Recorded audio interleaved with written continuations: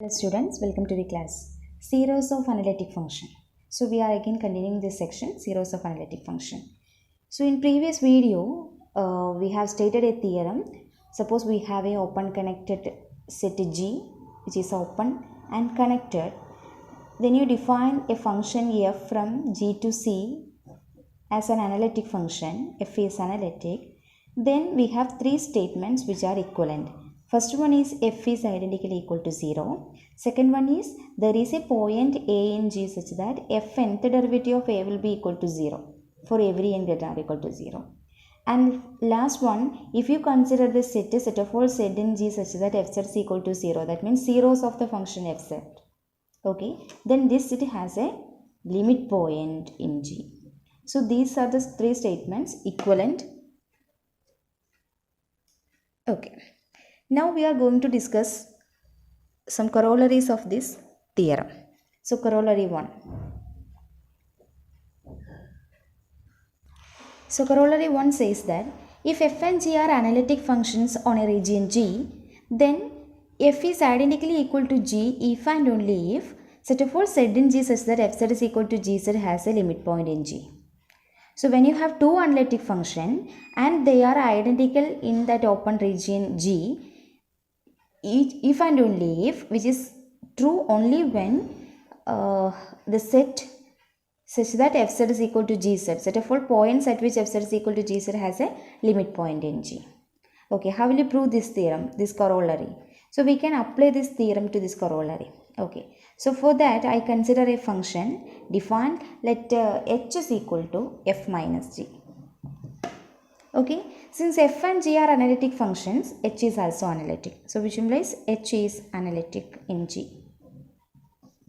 Okay, and since by theorem if f is identically equal to g, so assume f is identically equal to g on G implies we can write f minus g is identically equal to 0 on G. So which implies what is f minus g, which is defined to be h, right? So h is identically equal to 0 in G. So what will happen? When h is a function which is analytic in G and h is identically equal to identically equal to 0 in G, then we have these three statements are true for any analytic function, right? So instead of f, you consider h. Then h is identically equal to 0 means the third statements will be true. That means set of all z in G such that f z is equal to 0 has a limit point in G. So if you apply this result for the function G, then by previous theorem,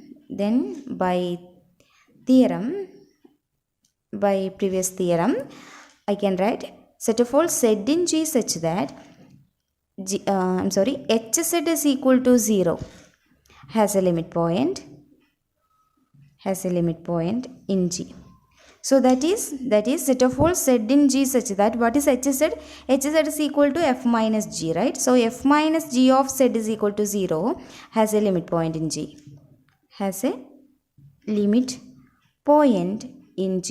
Or cluster point in G. That is set of all z in G such that fz minus gz, right? Fz minus gz is equal to 0 has a limit point in G. So that set of all z in G such that fz minus gz is equal to 0 means fz is equal to gz has a limit point in G. So we proved that when f is identically equal to g on G, then we will have set of all z in G such that fz is equal to gz. That means the zeros of the function f minus g has a limit point in G. Okay. Now for proving the converse part, we can apply these results reversely. So I will write if h is equal to f minus g, then G will be analytic. G will be, okay, now assume that f is congruent, identically equal to G on the set G, which is if and only if. I can write it as if and only if here. So these two statements will be implies and implied by. That means it's a necessary and sufficient part for a function to be, two functions to be analytic and identical in G. Now for the second corollary, if f is analytic in a region G and f is not identically equal to 0, then for every a in G with f of a equal to 0, that means if you consider any 0 of that analytic function f, then there is an integer n and an analytic function g such that g of a is non-zero and f set can be written z minus a raised to n into g set for every set in G. So actually this corollary says that if you have a 0 of an analytic function a, then its multiplicity, right, it's that multiplicity of that 0 can be a finite number അല്ലേ. So F Z is equal to Z minus A raise to N G Z എന്ന് എഴുതി കഴിഞ്ഞാൽ ഇവിടെ Z minus A is a factor of N times, right? So when z minus a is a factor of n times, then its multiplicity is n, right? Therefore if you have a 0 of a function, analytic function, non-zero analytic function f, then its multiplicity, zeros of multiplicity of that 0 will be a finite number. Therefore each 0 of a non-zero analytic function f has finite multiplicity.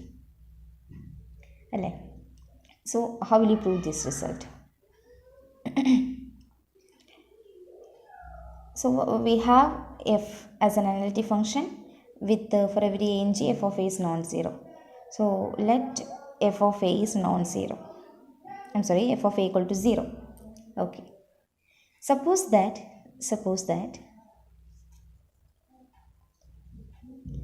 f nth derivative of a equal to 0 for every n. Okay, then what will happen? F will be identically equal to 0,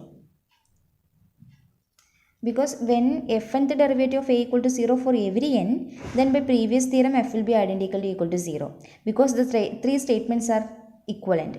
When a function have all derivative at that point is equal to 0, then that function will be identically equal to 0. So if it happens, then f will be identically equal to 0 by previous theorem. Okay, therefore it will not happen. That means there is some n such that f nth derivative of a will be non-zero. So we are going to choose such an n. So suppose that there exists a positive integer n such that f of a equal to 0, f dash of a equal to 0, etc. fn minus 1th derivative equal to 0, but fnth derivative of a is non-zero. So in order to make sure f is not identically equal to 0, we are considering some nth derivative of that function is not equal to 0. Okay, then using this we are going to define a function g set, because actually we want to get a number integer for every integer n, we want to get a analytic function g with the required property. Okay, so I define g set is equal to a piecewise defined function, okay, defined by z minus a raised to minus n into f z for z not equal to a. For z equal to a, you define it is as f nth derivative, because it is non-zero, f nth derivative of a divided by n factorial. Okay, ready? So when z is not equal to a, this function is clearly analytic, right? So which implies g z is analytic except the point z not equal to a, because z minus a is a term belongs to the denominator of this function. So when z tends to a, denominator will become 0, therefore it will not exist. So that I assume g will be analytic in g minus singleton a except the point a. Okay, so at z equal to a, what will happen? So clearly this function is not analytic at the point at z equal to a from this definition. So we and for z not equal to z not equal to a, the function will be analytic. Okay, at z equal to a, we define to be g z is equal to f nth derivative of a divided by n factorial. So we need to prove that in this case also our function g is analytic, right? So that I consider at the point z equal to a, gz. Since z equal to a, a is a point in G and a is an element in G. Since G is an open set, G is open, every points are interior points. When every points are interior point, this A is an interior point of G. So that we can consider at least one neighborhood or one open disk centered at A will be contained in G. So there exists some radius r greater than 0 such that the open disk BAR is contained in G. Okay? Ready. So when you have an analytic function in this region, we can define it as a power series representation. We have f is an analytic function in G. So which is a subset of G, therefore f must be analytic in this neighborhood, right? Since f is analytic, not the G, f is analytic in BAR. Therefore it has a power series representation. It has a power series representation. That is, fz can be written in this neighborhood, fz can be written sigma k equal to n to infinity some fkth derivative of a divided by k factorial into z minus a raised to k for every point z minus a less than r. That means in this neighborhood. Okay. So when fz is represented like this, what will gz? We have gz is equal to z minus a raised to minus n into fz. Okay, so which is equal to, in the neighborhood of A, gz can be written z minus a raised to minus into gz. Okay, fz. So that is equal to z minus a raised to minus n into fz can be written the power series representation sigma k equal to n to infinity fkth derivative of a divided by k factorial into z minus a raised to k. So which can be written z minus a raised to minus n is there. Okay, sigma k equal to n to infinity. What is this? By definition it is at z equal to a gz. Okay, and suppose this can be written some ak z minus a raised to k where ak is fkth derivative of a divided by k factorial. So which is which can be written, this fkth derivative of a divided by k factorial is denoted by ak. Then this power series representation will be ak into z minus a raised to k. Okay. So which is equal to z minus a raised to minus n into this. If you expand these terms, you will get when an into z minus a raised to n plus an plus 1 into z minus a raised to n plus 1 plus an plus 2 z minus a raised to n plus 2 plus etc. So which is equal to, when you multiply this z minus a raised to minus n inside, you will get an plus 1 into z minus a, because this will be cancelled and from here it will be only one z minus a plus an plus 2 into z minus a square plus etc. And what is this? Which is nothing but sigma n equal to, so which can be written sigma k equal to n to infinity ak z minus a raised to n minus k. So you can see that which is a convergent series in 0 less than mod z minus a less than r. Okay. So when you have a convergent series in some neighborhood of A, there will exist an analytic function with this power series expansion, right? So which implies it defines an analytic function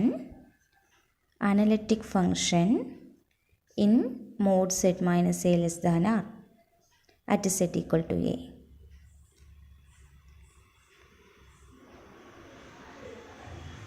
And this series converges also. And what is an here? Where an or ak equal to fkth derivative of a divided by n factorial. Therefore, what is an?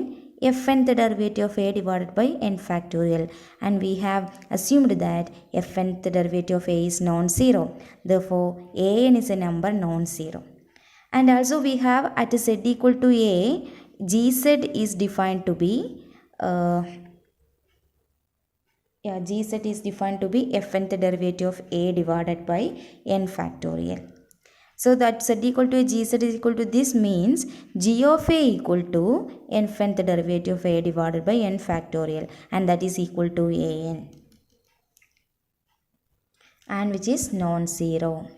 Therefore, we get g of a is a number non-zero where a is a point in G. So when a is a zero of the function f, then there is an analytic function g which is a piecewise defined function, and we now proved that g of a is non-zero. And we have what is gz? Gz is equal to z minus a raised to minus n into fz, right? So which implies fz is equal to z minus a raised to n into gz. And note that g of a is non-zero here. So we represented this function f, the analytic function f, with the 0 a. Z equal to a is a 0 of this function. Then this can be represented as some z minus a raised to n into gz. That means the zeros a have the multiplicity n. Okay. So corollary 3 says that when we have an analytic function which is non-constant, suppose f from g to c is analytic and non-constant. Suppose we have a non-constant analytic function and we have a point a in G such that f of a is 0. That is, we have a 0 of that analytic function.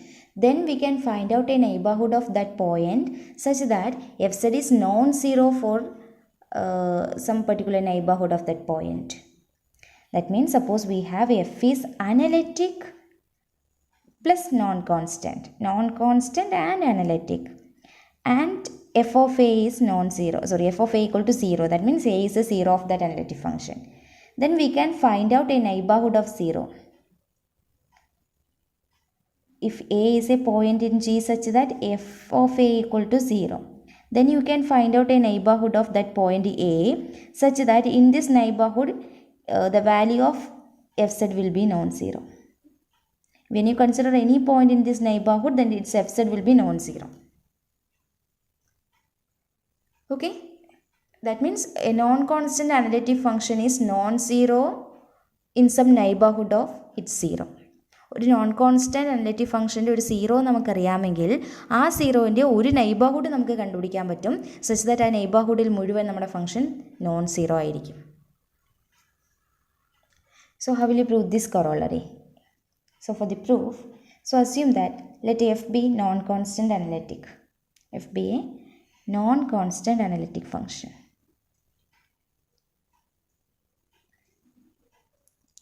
Non-constant analytic function. So since it is non-constant analytic function, f cannot be identically equal to 0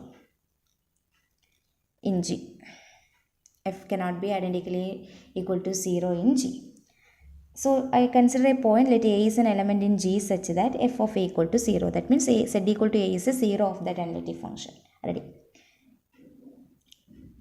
Since the function is not identically equal to 0 in G. Okay. Then by previous corollary, when you have a function which is analytic and we know one 0 of that analytic function, and also this analytic function is not identically 0 in G, that means there are some points at which the function is non-zero. Then if you have these conditions, by previous corollary, for every n greater than or equal to 1, there exists an analytic function G. Analytic function G, again from G to C, such that fz can be written some z minus a raised to n into gz, right, where g of a is non-zero. By previous corollary. So when g of a is non-zero, we can write g dash of a is also non-zero. And note that G is also an analytic function, right? Since G dash of A is non-zero and G is analytic.